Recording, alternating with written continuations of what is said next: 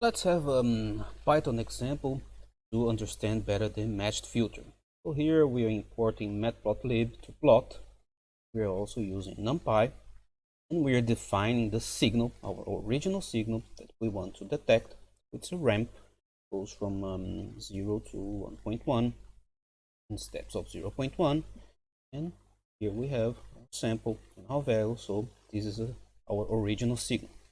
So now we will put this signal to detect at some point in time inside a longer signal. So this is what we're doing here.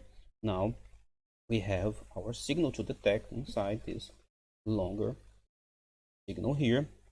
And then we will add noise.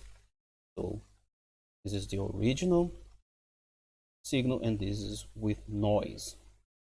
So now we will apply our matched filter. So here is the impulse response of the match filter. So we are reversing our signal here,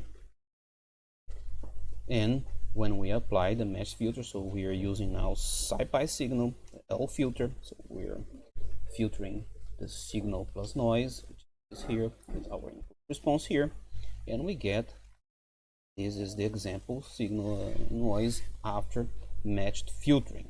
So this is now the output of our matched filter, and we can see that we have a maximum at time 14, which marks the end of our detected signal.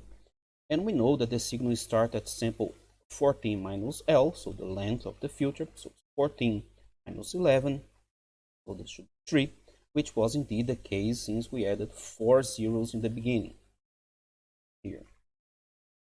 In this case, the matched filter did a good job. So the matched filtering process can also be viewed as computing the correlation of the noisy signal with the original signal.